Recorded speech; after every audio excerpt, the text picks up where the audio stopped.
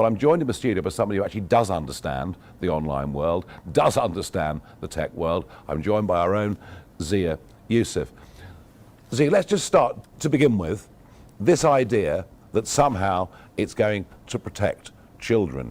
You mentioned to me yesterday the number of people moving to VPNs. I can show you a graphic now on the screen.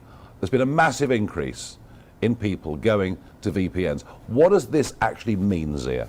So a VPN is a virtual private network. What it allows people to do, including kids, is to spoof, basically trick a website into making it look like that user is from a totally different location. So you can go on a VPN, happy as Larry, tap Holland, Denmark, USA, whatever it may be.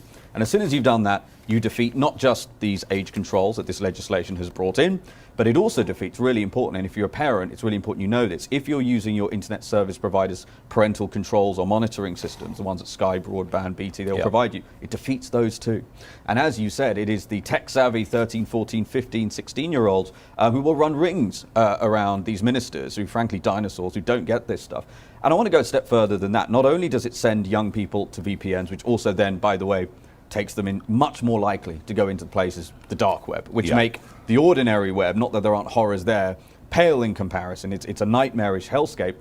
When we talk about protecting predators, let's talk about that. You know, Katie Lamb's speech in the House of Commons, where supposedly protected by parliamentary privilege, where she excoriated the record of people who covered up the appalling rape gangs, that's been censored. The transcript, the legal transcript of one of the rape gang legal transcripts that was retweeted by Elon Musk, that has been censored. Yes, even Elon Musk's own post has been censored already. And all of this has happened within the first 2 or 3 days. Correct. And one of the reasons this is happening, even on X, by the way, where you've got a hero like Elon that basically owns the whole thing, one of the things this Orwellian piece of legislation does, Nigel, is it makes the incentives for any social media company and management team skewed so that they're just going to over-censor. So 10% of global revenues is one of the penalties, jail time for management teams. And, you know, the notion that this is just about child safety, you'll have to explain to us why Section 44 of the Act exists, which allows a single government minister, a single Secretary of State, to unilaterally order Ofcom to rewrite the rules on a whim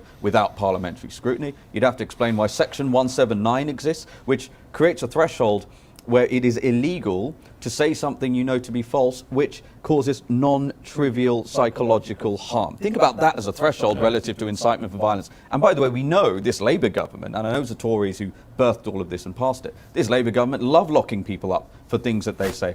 So you'll notice nothing we've talked about involves making British people safe. And I know you're in a bad mood, quite rightly, for the disgusting slur on you, but Reform is leading in the polls at 34%. You are favourite to be the next Prime Minister, the most popular political leader in this country. And what Labour are saying is, if you are a British person who is worried about this authoritarian clampdown on freedom of speech, you are on the side of sexual predators. It's utterly disgusting.